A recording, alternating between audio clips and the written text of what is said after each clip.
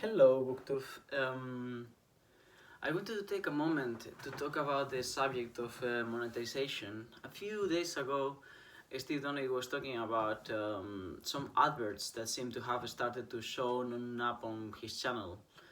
I've never seen adverts in his channel, and I've never seen any video of his without adverts, but he says that there is plenty of people that within a couple of days started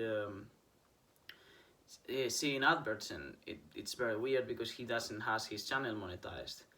To which Sean Distenfast responded that the adverts don't show on his channel, that it doesn't really matter whether or not he's monetized his channel, that they show on the viewers' channels. And well, there was like a kind of like a polemic, a bit of friction with that idea of like whether or not the adverts were showing on Steve's channel, whether or not they had already been showing for a while. I don't really care about that whole thing. But I thought it was interesting to look at something else that was sort of like implicit in this discussion, which is some people's, a lot of us, me included, instinctive dislike of adverts, not only for the time that they take of your watching time, which they were also sort of like trying to quantify it on whether like it was 10 minutes an hour or whether it was like half or whether it was like less. Again, but not so much for that, but just of adverts themselves, like the idea of having a YouTube channel monetized and being sold something in the middle of a video. I feel like this is an issue specifically and more intensely in this specific area of Booktube, where neither Sean or Steve or me or any of the booktubers that we sort of like all know around the circle use and relate to YouTube so much as a sort of like business endeavor, even if they profit. I am sure some of the larger channels profit. I'm sure like someone like Criminoli makes a lot of money. I know that Sean also makes money, but his relationship towards his subscribers, and this is an exception on monetized YouTube channels, his relationship towards his subscribers is not one of sort of like customer service or he's not selling a product. He's presenting himself on the screen, and then parallelly the result of him presenting himself on the screen due to sort of like the what the tools that YouTube offers provides him with a certain income of, you know, whatever. It doesn't matter if it's 5 pounds or dollars or euros or if it's 500. The fact is that that economic relationship, we seem to have like the idea that it's in conflict with the sort of one-to-one, pretty much friendship-like relationship. I am sure that both Steve and Sean, to a degree, see their subscribers as sort of like engaged in a certain kind of friendship with them, and that is the reason why so many people has. Which this is something that like was bothering some, because it can feel like, especially someone who takes a more radical position like Steve, it can feel like they are saying that you cannot do both, that you either have a relationship or with like a true sort of like sincere relationship with your subscribers, or you treat them as customers, but you cannot be getting money from them the first minute and then being truthful about your content in the second minute. I think that is completely wrong. I don't think that they are fully incompatible. But I do think that there is an issue, and I do think that that sort of like instinctive dislike of adverts it's like rooted in that. And I just thought that it would be very interesting to have other booktubers who actually make money, who actually have their channels monetized, like Criminoli. I don't know if Michael K. Vaughan does. I think he does. No, I don't think he does. No, I don't think he does. He does. So I'd like to know their own sort of like reasons. This is definitely like a more booktuber for booktubers kind of video. I just would like to know those who have their channels monetized, why, and those who don't, why, especially if there are any ethical reasons involved, right? For me, I would not, but I also like it would make any sense for me because I don't even have that many subscribers. But what I mean is that I do have a problem with my channel being monetized, and that problem is not that I consider that having a financial relationship with someone necessarily annulates the more personal relationship that you might have with that person, which is what I think that is sort of like lying behind Steve's own sort of like prejudice against monetizing his channel and adverts. But also in Adorno's negative dialectics, sorry, this is very improvised. In Adorno's negative dialectics, I think it's Adorno, he talks about how the value of things is completely altered by their own by their numeric value, because everything has been quantified and attached a certain figure of money that things are worth.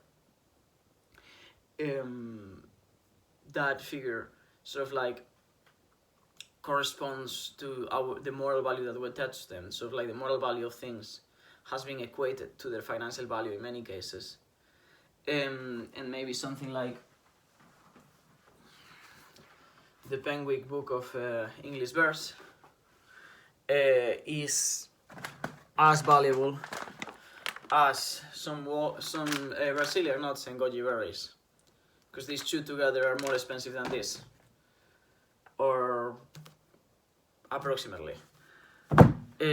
What I'm trying to get at is that when the product that is being of which its value is being distorted, it's some material object that has been created. The issue is not so strong, but in YouTube, the product, if you create a financial relationship with the subscribers, is the booktuber, the person that's making the video. I am the product. And that is to say that adding the financial dimension to this interaction does not alter the value of any given object that I don't have any personal relationship with, and it doesn't alter my own identity. But to myself, I kind of lost the train of thought. But I think you know what I'm sort of like trying to get at. Again, someone could say, as a counter argument to this, that the real coin of exchange in YouTube is attention, not money, even when those channels are financially engaged. But I don't think that is true, because I think attention takes a part in every relationship. I think that if you were in your house having coffee with some people, attention would still be sort of like a coin of exchange. We are extremely self-centered creatures and we all want attention. So I don't think that the thing that definitely the thing that drives YouTube to a degree is attention, but no more than any other form of human interaction. I think that the problem is when you add to that human interaction and to that orbit of which you are the node, the financial variable, where everything sort of like instinctively feels wrong for some people. Other people is completely able to separate. and I think Sean is an example of this. I'm sure Criminal is also an example of this if his channel is monetized, which I believe it is, because I don't remember watching the adverts in his channel. And obviously not all booktubers who value their subscribers as something more than customers necessarily see them as friends.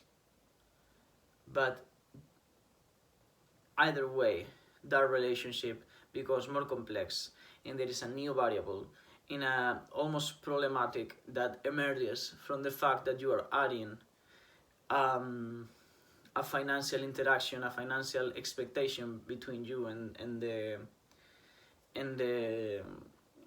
subscribers and the people that watches you. Steve calls us, the people that watches him, friends. Doesn't matter if you call them followers or friends or whatever. If you see them as something other than customers, but there is that which necessarily creates a customer relationship with them, then my question is like, where do you draw the line? How do you draw the line? Does it bother you? Like, I think Mark also opened up a Patreon now, and I also would like to know like what was his own sort of like thought process to get to making the Patreon, and if he had any issues with it from the beginning. Yeah, I mean this is a very improvised video, but it's of a problem that I consider genuine, at least for me, and it's not an accusation to anyone. Like I fully understand why someone would monetize their channel, especially someone who like needs the money or would benefit from having that money and has the capacity of earning any money from monetizing their channel. But I also would like to know if both those who do and those who don't agree that just the fact that you involve that financial relationship with your subscribers in any way pollutes the more sort of like truthful or sincere relationship that you have with them as people that you talk to, as friends, as whatever you see them as. And what do you do about it? Yeah, I think I'm starting to become redundant. So yeah, that's all I wanted to say. I hope some people respond to this video because I really would like to see where we are at. I know that probably both Son and Steve will disagree with my idea of the value, the financial value of things and how they are quantified in terms of the financial value does not remove them or in any way negate their moral value. Steve for sure would laugh at the idea that the fact that this is more expensive than this would make in anyone's mind this more morally valuable than this. But that's only because Steve claims to have an allergy to philosophical arguments, which I will soon start to argue that he does not, in fact, dislike philosophy. He just dislikes some philosophy. But yeah, that for another video. Yeah, please let me know. I'd love to know what you think, especially if you have had sort of like your own inner conflicts with this idea, and if you had come to the idea of doing it or not doing it through a simpler or more complex thought process, if anything of what I said seems or feels true to you or completely the opposite. Because at the end of the day, it's all like philosophical rhetoric, you know? I don't feel like my identity would be in any way affected by posting or not posting videos, by getting or not getting views, by getting or not getting money from this. But I do think, and I have observed people in other social media especially, where their capacity to earn money and attention through this platform or through platforms like this has been severely related to their own identity and their own capacity to. Yeah, I mean, I think I've said enough. I have a past with monetizing platforms that feed off and profit from attention. I am referring to pornographic platforms, and I have seen what they can do in terms of like negative consequences to the relationship, both with viewers, friends, and people involved on the other side of the screen. Because I was doing this with my ex-girlfriend, and I feel like that was one of the things that triggered our breakup. So I am not talking from a position of complete obliviousness or oblivion or whatever, or not oblivion, but like I'm not talking only from the perspective of the couple of months that I've been making 4 videos a month in YouTube. I actually have thought about this, and I have seen it in many different instances in platforms that relate to YouTube and Booktube in many ways. So yeah, let me know what you think.